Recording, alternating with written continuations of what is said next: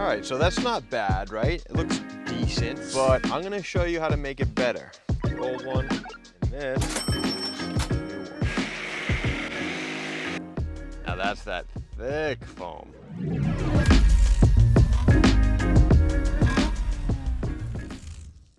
So, pro tip number one.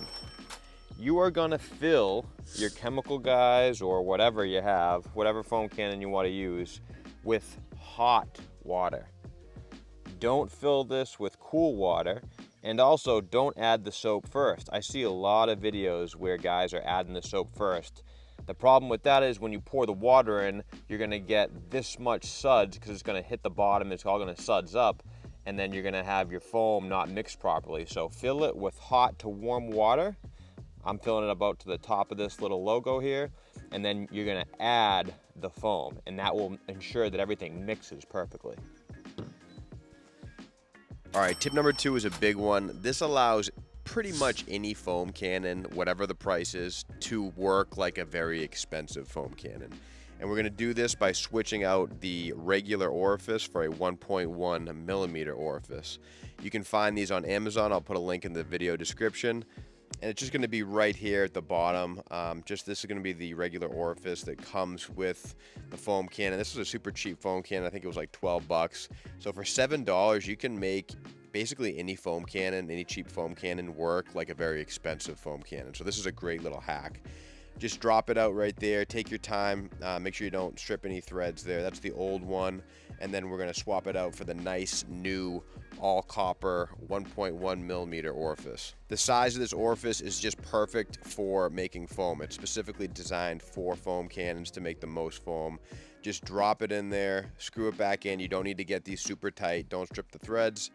And then put your foam cannon back together just the way it was.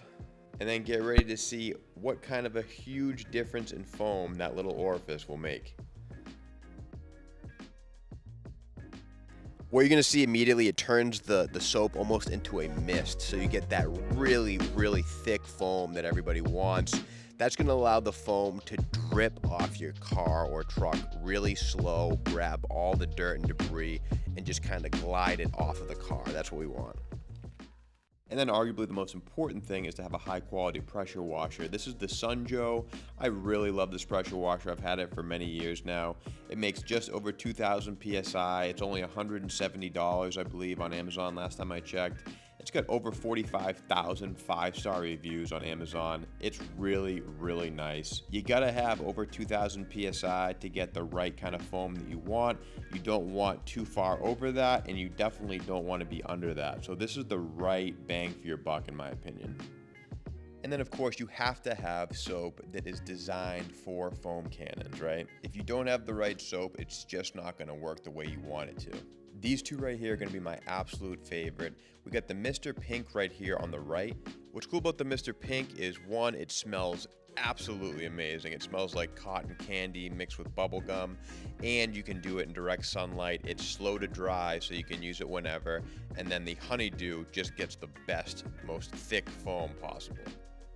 So here's a quick demo of both of the soaps. The Honeydew Snow Foam is definitely going to give you thicker foam. It's going to drag off the paint slower.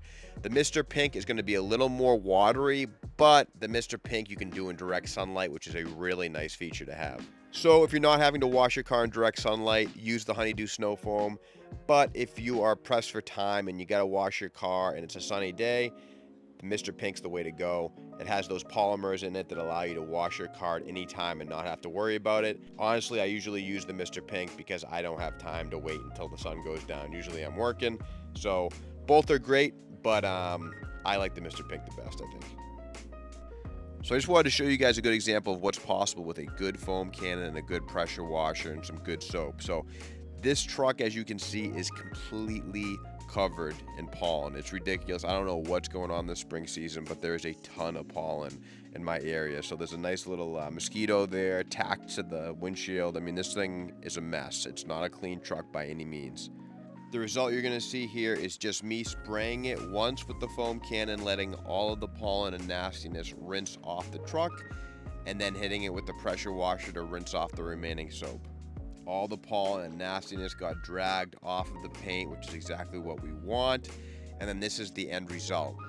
Now, this is by no means a perfectly clean car, but it did a pretty darn good job. So I just wanted to show you what's possible with a completely touchless wash here, with good soap, a good pressure washer, and a nice foam cannon. There's a lot that you can do. Now, I don't recommend actually doing a full wash touchless. I think you should use the 2-bucket method with the mitt, and you can check out my other video to see exactly how to do that. But for a quick touch-up, with the right products, you can do a lot without even touching the paint. So hope you guys enjoyed this video. I hope these 3 tips are going to really help you out. If they do, please hit that like button, consider subscribing to the channel, and if you want to see the video on how to use a foam cannon to completely wash your car from point A to point Z, check out the video in the top left hand corner. I'll see you guys in the next one. Peace.